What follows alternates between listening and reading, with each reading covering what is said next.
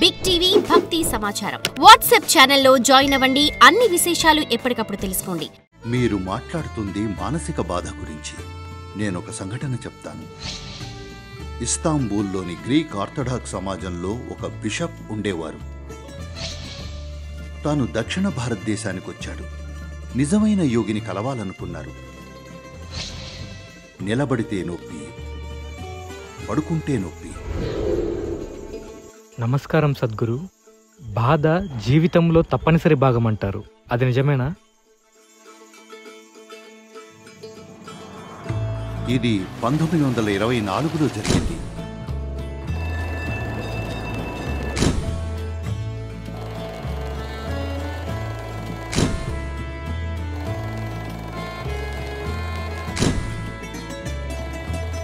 ఇస్తాంబూల్లోని Greek orthodox సమాజంలో ఒక bishop ఉండేవారు.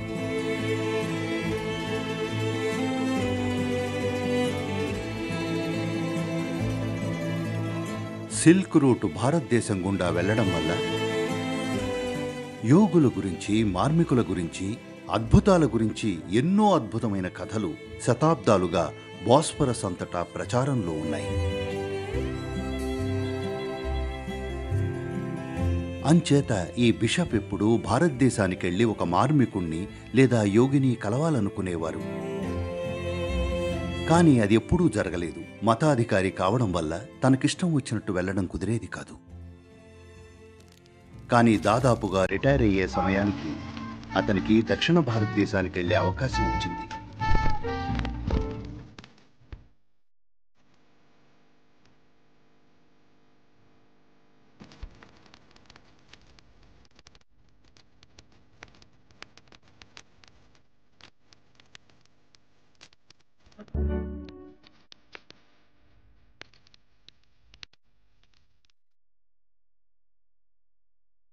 అతను దక్షిణ భారతదేశానికి వచ్చి ఒక నిజమైన యోగిని కలవాలనుకున్నారు.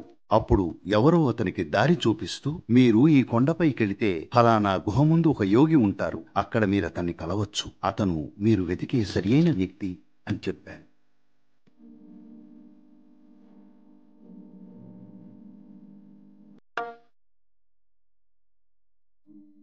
ఇక ఇతను కొండపైకి బయలుదేరారు.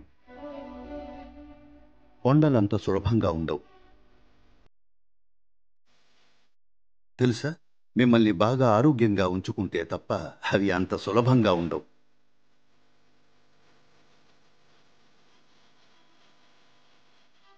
కాబట్టి అతను ఆయాసపడుతూ పైకెళ్లారు.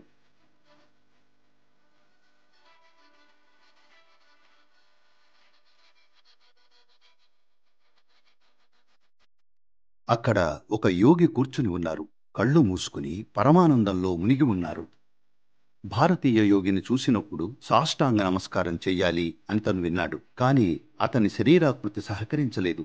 అతి కష్టం మీద కిందకు వంగారు. ఆపై కష్టపడుతూ పైకి లేచారు. ఈ గడబడంతా విని యోగి కళ్ళు తెరిచి నవ్వారు. అప్పుడు బిషప్, నేనొక ప్రశ్న అడగచ్చా అని అడిగారు. యోగి తప్పకుండా అన్నారు. అప్పుడు అతను, జీవితం అంటే ఏమిటి అని అడిగారు. యోగి అమితానందంతో, జీవితం అనేది వసంతకాలపు చిరుగాలిలోని మల్లెపువ్వు పరిమళం లాంటిది అన్నారు. ఆ మనిషి కళ్ళు రెప్పవాల్చి, ఏమిటి, జీవితం వసంతకాలపు చిరుగాలిలోని మల్లెపువ్వు పరిమళమా? కానీ మా గురువుగారు, జీవితం ముళ్ళు లాంటిది, ఒకసారి అది గుచ్చుకుందంటే కూర్చుంటే నొప్పి, నిలబడితే నొప్పి, పడుకుంటే నొప్పి అని చెప్పారు. కానీ మీరేమో జీవితం వసంతకాలపు చిరుగాలిలోని మల్లెపువ్వు పరిమళం లాంటిది అంటున్నారు. ఇదేమిటి అని అడిగారు. యోగి నవ్వి, సరే, అది అతని జీవితం అన్నారు.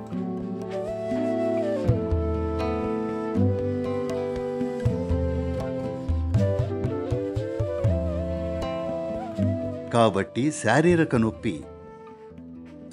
నొప్పి, మానసిక బాధ రెండున్నాయి. పెద్ద గాయం గాని లేదా ఏదైనా జబ్బు గాని లేకపోతే సాధారణంగా శారీరక నొప్పి అంత ఎక్కువగా ఉండదు. అప్పుడప్పుడు అక్కడక్కడా ఉంటుందంతే, కానీ అంత ఎక్కువగా ఉండదు. మనుషులు చాలా వరకు మానసిక బాధనే అనుభవిస్తారు. శారీరక నొప్పి కలుగుతుంటే అక్కడ్నుంచి మనం దూరం జరగాలంతే. ఇక్కడ కూర్చుంటే ఏదో గుచ్చుకుందనుకోండి, అక్కడ కూర్చోం, వేరే చోట కూర్చుంటాం. శారీరక నొప్పి దాన్ని ఎలా తప్పించుకోవాలో మనకు తెలుసు, యుద్ధరంగంలో లేదా ఇతర హింసాత్మక పరిస్థితుల్లో ఉంటే తప్ప. అదృష్టవశాత్తు అది అందరికీ జరగదు, కానీ దురదృష్టవశాత్తు కొంతమందికి జరుగుతుంది. శారీరక నొప్పి మీకు మంచిదే. నాకు తెలుసు ఇది అందరికీ నచ్చే మాట కాదని. కానీ నేనిలా ఎందుకంటున్నానంటే, మీ శరీరంలో నొప్పి లేకపోతే చాలామందికి అసలు ఈ శరీరాన్ని ఎలా కాపాడుకోవాలో కూడా తెలీదు. చూడండి, శరీరంలో నొప్పి లేని చోట మనం ఏం చేశామో చూడండి. దీనికి చూడండి మనం ఏం చేశామో. ఎందుకు? కేవలం నొప్పి లేకపోవడం వల్లే కదూ. ముక్కుకు నొప్పి లేకపోతే ఫ్యాషన్ పేరుతో దాన్ని మీరు ఇప్పటికే ఎన్ని రకాలుగా కత్తిరించేవాళ్ళు. నొప్పి ఉన్నా సరే ముఖం మీద 25 చోట్ల కుట్టించుకుంటున్నారు. చాలామంది ఇలా తిరుగుతున్నారు నొప్పి ఉన్నప్పటికీ. ఇక శరీరంలో అసలు నొప్పే లేకుంటే పేగులు బయటికి తీసి భుజం మీద వేసుకుని అలా నడిచేవారు. అన్ని రకాల వింత పనులు చేసేవారు కదూ. కాబట్టి నొప్పి మంచిదే. ఎందుకంటే నొప్పి లేకపోతే చాలామంది మనుషుల్లో తగినంత విచక్షణ ఉండదు. కనీసం తమని తాము శారీరకంగా కాపాడుకునే విచక్షణ కూడా ఉండదు. అన్ని రకాల పిచ్చి పనులు చేసేవారు. కాబట్టి శారీరక నొప్పిని ఎలా ఎదుర్కోవాలో మనకు తెలుసు. అది ఒక స్థాయి దాటనంత వరకు. మీరు మాట్లాడుతున్నది మానసిక బాధ గురించి. మానసిక బాధ అన్నప్పుడు నేనొక సంఘటన చెప్పాలి. ఇది పోయిన సంవత్సరం ఆగస్టు నెలలో జరిగింది. మేము హిమాలయాల్లో ట్రెక్కింగ్ చేస్తున్నాం. నేపాల్, టిబెట్ మధ్య ట్రెక్కింగ్ చేస్తున్నాం. నేనొక టెంట్లో ఉన్నాను. ఇంకొకరు కూడా అదే టెంట్లో ఉన్నారు. యాపిల్ కట్ చేస్తున్నారు. Cutting an apple. అక్కడ మరొక ఆమె ఉంది. ఆమె ఈ వ్యక్తితో, ఇది చాలా పదునైన కత్తి, జాగ్రత్త అంది.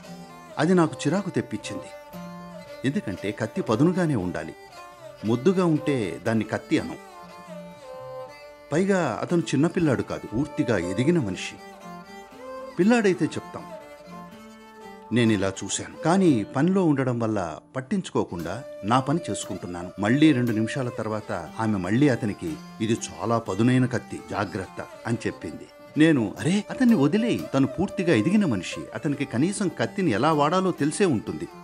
ఇది అంతరిక్ష నౌకో ఇంకేదో కాదు,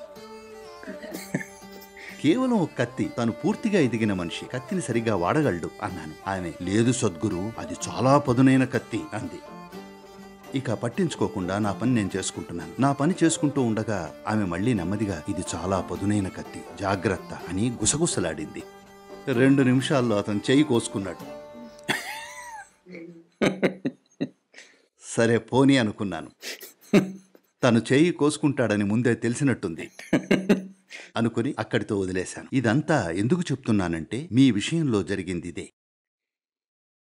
మనం కనుక ఇతర జీవుల్లా ఉంటే, ఇప్పుడు మీకున్నటువంటి బుద్ధి లేకపోతే, బుద్ధి స్వభావం ఎలా ఉంటుందంటే అది పదునుగా ఉండాలి. అది పదునుగా లేకపోతే పనికిరాదు. అవునా కాదా? ప్రస్తుతం సమస్య ఏమిటంటే, మీ చేతిలో పదునైన కత్తి ఉంది, కానీ మీ చెయ్యి నిలకడగా లేదు. ఎప్పుడూ మిమ్మల్ని మీరే పొడుచుకుంటూ ఉంటారు.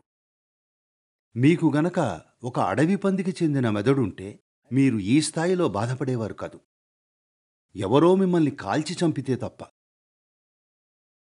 కానీ మీకు మనిషి తాలూకు బుద్ధి ఉంది, పైగా అది చాలా పదునైంది, కానీ మీ చెయ్యి నిలకడగా లేదు. అందుకే ప్రతిరోజు ఏదో కారణానికి మిమ్మల్ని మీరే గాయపరుచుకుంటూ ఉంటారు. అది ఏదైనా, బాధైనా ఆనందమైనా, మీకు కలిగే బాధ కానీ ఆనందం కానీ అవి మీ లోపల నుండే వస్తాయి కదా. కనీసం మీ లోపల జరిగేదైనా మీరు కోరుకున్నట్టు జరగాలి కదా. ప్రపంచంలో ఏం జరుగుతుందో దాన్ని మనం అదుపు చేయలేం, కానీ మీలో జరిగేది మీరు కోరుకున్నట్టు జరగాలి కదా. మీ మనసు కనుక మీ మాట వింటే మీరు మీకు బాధను కలిగించుకుంటారా లేక ఆనందాన్ని కలిగించుకుంటారా? మీరేం చేస్తారు? దయచేసి ఎంచుకోండి. ఆశీర్వదించబోతున్నాను. ఆనందాన్నే కదా. కాబట్టి అసలు సమస్య బాధ కాదు. సమస్య ఏమిటంటే మీ దగ్గర ఒక సంక్లిష్టమైన కంప్యూటర్ ఉంది, అర్థమైందా? కానీ మీరు యూజర్ మాన్యువల్ చదవనే లేదు. అదే అసలు సమస్య. మీ మనసు కనుక మీ మాట వింటే ఖచ్చితంగా మిమ్మల్ని మీరు అత్యంత ఆనందకరమైన స్థితిలో ఉంచుకుంటారు. అవునా? మీకోసం మీరేం కోరుకుంటారు? అత్యంత ఆనందకరమైన స్థితి. కనీసం మీకోసం, మీ పక్కింటి వాళ్ల కోసం మీరేం కోరుకుంటారనేది ప్రశ్నార్థకం. కానీ మీకోసం మీరేం కోరుకుంటారో చాలా స్పష్టం కదా. కానీ అది జరగడం లేదు. ఎందుకంటే మీ జీవితంలో ఏదో తప్పు జరిగిందని కాదు, something gone wrong in your life. కేవలం మీ మనసు మీ మాట వినడం లేదు, అంతే.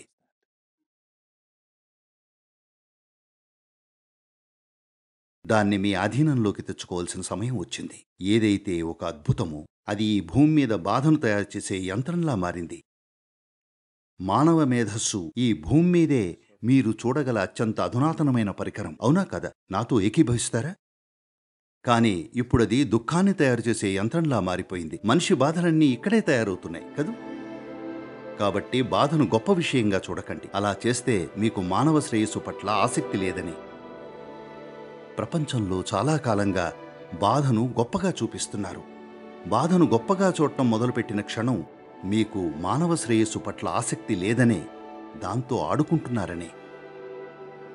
మనుషుల బాధల చుట్టూ సంగీతం ఉంది, మనుషుల బాధల చుట్టూ సినిమాలున్నాయి, మనుషుల బాధల చుట్టూ నాటకాలున్నాయి. ఇది బాధను చాలా గొప్పగా చూపించటం. ఎందుకంటే ప్రజల ప్రస్తుత పరిస్థితి ఏదైతే ఉందో ఏదో ఒక విధంగా వాళ్ళు దాన్ని పొగడాలనుకుంటారు. మీరు కోరుకునే బాధపడుతుంటే అది మీ ఎంపికైతే నాకేం అభ్యంతరం లేదు. మీరు ఆనందంగా ఉండాలని కోరుకుంటున్నారు కానీ బాధపడుతున్నారు అంటే మీ మనసు మీ మాట వినడం లేదని అర్థం. అది మీ అధీనంలో లేదు. ఈ అదుపులో లేని స్వభావాన్ని మీరు గొప్పగా చూపితే చూడండి, ఈ రోజుల్లో చాలా మంది చాలా విపరీతమైన పనులు చేస్తున్నారు. వాళ్ళు వాటిని గొప్పగా చూపిస్తున్నారు. అవన్నీ వాళ్ళ బలవంతపు కోరికలు. ఎవరో తాగుతున్నారు, ఎవరో మాదక ద్రవ్యాలు వాడుతున్నారు, ఎవరో ఇంకేదో చేస్తున్నారు. ఇవేమీ వాళ్ళు ఎరుకతో తీసుకున్న నిర్ణయాలు కావు. ఇవన్నీ మనుషుల్లో ఉండే బలవంతపు కోరికలు. ఈ బలవంతపు కోరికలను మీరు గొప్పవిగా చూపితే మీరెప్పటికీ శ్రేయస్సు కోసం ప్రయత్నించరు, మీకోసం గాని ఇతరుల కోసం గాని. For more videos like this, subscribe Big TV channel.